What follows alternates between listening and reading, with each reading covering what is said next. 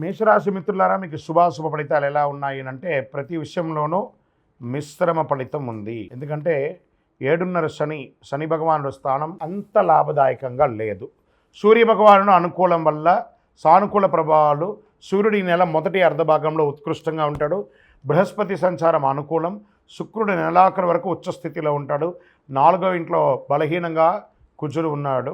దీంట్లో ఎలా ఉంటుందంటే ఉద్యోగులకి మిశ్రమ ఫలితాలు. ప్రభుత్వ విషయాలు అనుకూలంగా ఉండకపోవచ్చు. మీరు ఏమైనా పర్మిషన్స్కి పెట్టుకోవడం కానీ, లేదా మీకు ఏమైనా ట్రేడింగ్ లైసెన్స్కి అవసరం ఏమైనా ఉండదు, అవన్నీ కూడా కొంచెం మిశ్రమ ఫలితాలని చెప్పచ్చు. శుభవార్తలు వినే అవకాశాలు, ఇంటిలో వివాహం, ఉపనయనం, గృహప్రవేశం లాంటిది చాలా అవకాశాలు ఉన్నాయి.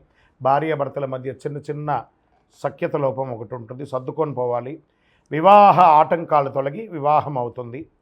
సోదర సోదరీమణులతో ఏదైనా పరిష్కారం ఉంటే అది పరిష్కారం చేసుకోండి. ఇల్లు మరియు వాహన నిర్వహణ ఖర్చులు చాలా పెరుగుతాయి. మీ యొక్క వ్యక్తిగత శత్రువులు ఈ నెల చివరిలో మీకు అంతరాయం కలిగించే అవకాశాలు ఉన్నాయి, జాగ్రత్త పడండి. వ్యాపారం, అమ్మకాలంతా కూడా అంతంత మాత్రమే చెప్పచ్చు.